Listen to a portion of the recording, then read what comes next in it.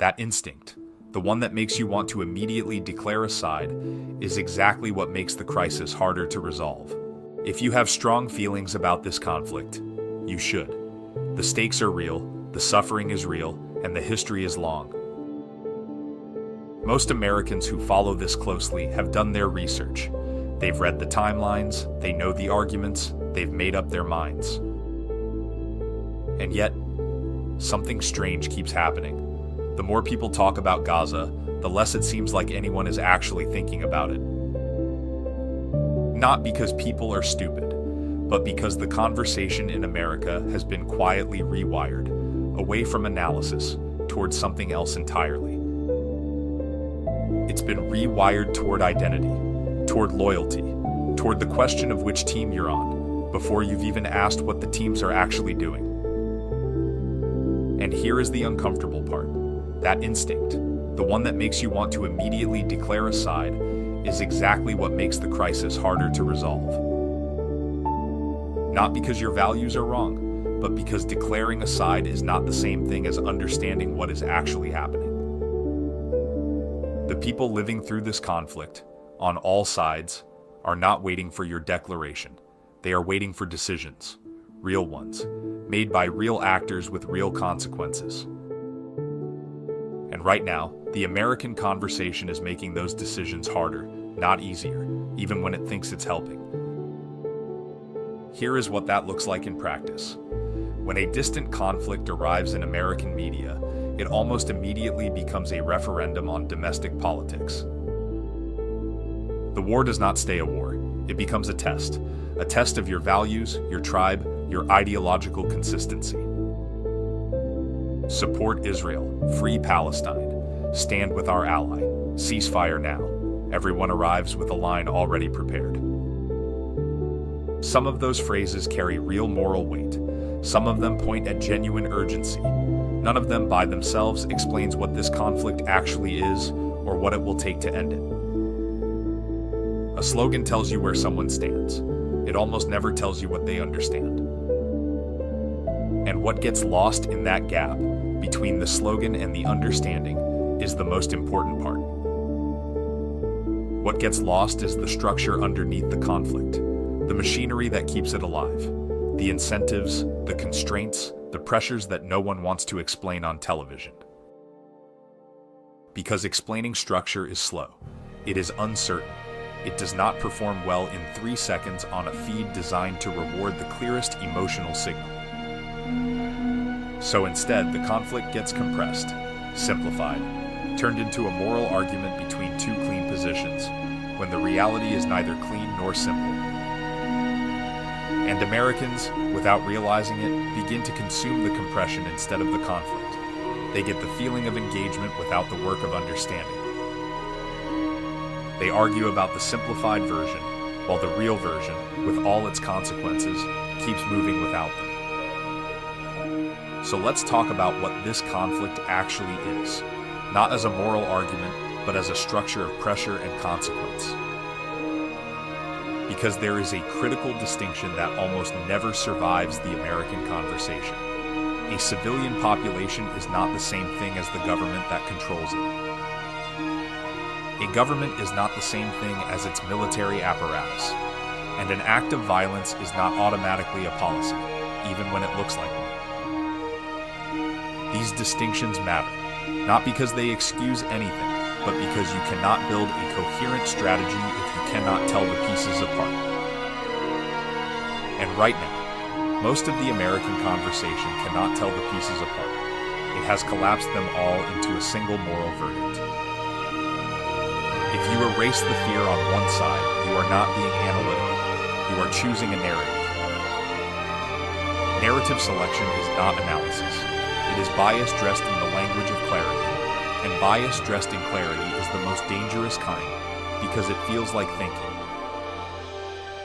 The actual conflict involves borders, corridors, access points, deterrence calculations, legitimacy contests, and the very specific politics of who can make what deal with whom. It involves logistics and power just as much as it involves language and principle.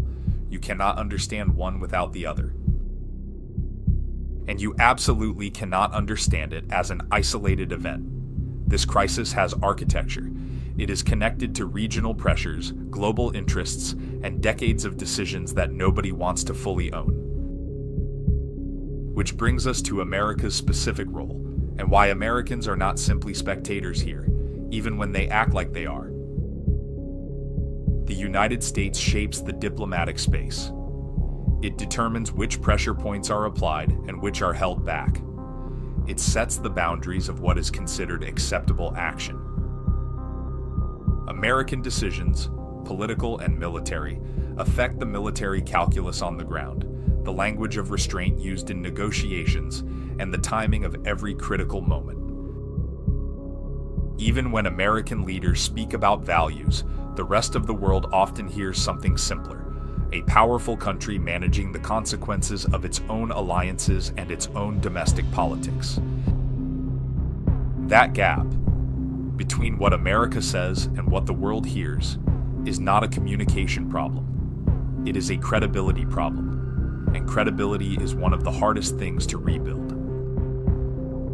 Meanwhile, while those systems keep moving, the people with the least power remain trapped beneath decisions they did not make and cannot control. That is why moral outrage is legitimate. It is why it matters. Without it, suffering disappears from view far too quickly. But moral outrage that stops at the slogan, that performs without analyzing, makes the observer feel righteous while changing almost nothing for the people inside the crisis. And that is a hard thing to admit, because it means the way most Americans engage with this conflict is not as effective as they believe it is. Not because their values are wrong, but because values without analysis rarely produce the outcomes those values demand. Consider what a pause in violence actually requires, and what it does not automatically produce. A pause may be necessary, it may be humane, it may be the right demand to make right now, and it is still not a political answer to what comes next. Because a pause does not tell you who governs the day after, who secures the territory, who fills the vacuum, and whether what fills it is better or worse than what came before. It does not tell you how civilian infrastructure is rebuilt, how basic trust between communities is restored, how the political institutions capable of delivering stability are created or legitimized. It does not erase captivity, or trauma, or humiliation, or the political uses of grief that always follow mass violence. A principle sounds clear when it fits inside a sentence, but a sentence tells you very little about proportionality, about sequencing, or about what actually happens when theory meets the specific conditions on the ground. This conflict is larger than the phrases Americans use to make it feel manageable from a distance. Power does not disappear because the rhetoric around it becomes more emotional. Rules matter, law matters, and the fact that those rules do not apply equally to everyone is not a footnote. It is the entire problem. Which means that anyone who wants to think seriously about this conflict has to be willing to hold more than one true thing at the same time. Security concerns are real, so is devastation. Fear is real, so is dispossession. History is contested, not because the facts are unclear, but because the interpretation of those facts determines everything that follows. And the people who most benefit from keeping the American conversation simple, from keeping it at the level of the slogan, are rarely the people who are paying the actual price.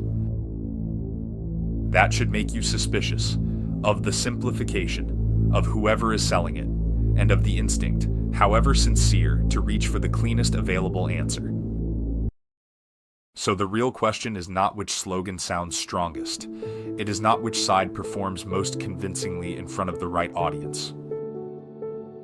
It is not which simplified historical frame makes you feel most certain or most absolved of the difficulty of thinking carefully. The better question is this: what is actually happening beneath the language? Not in the headlines, but in the decisions, the logistics, the pressures that don't make for good television. Who benefits from escalation? Who benefits from confusion, from simplification, from the endless recycling of outrage that never quite resolves into anything. Who pays? In security, in dignity, in the loss of ordinary life, while those who control the narrative stay insulated from the consequences. And, honestly, what story were you handed before you even began looking? That is not a rhetorical question. It has a real answer, and it matters. That is the unpopular opinion at the center of this channel. Not that your values are wrong, but that the questions most Americans are asking are not yet the right ones. As long as this stays a loyalty quiz, critical thinking will lose to performance every single time. The only way to think more clearly is to start with better questions, and the courage to follow them wherever they lead.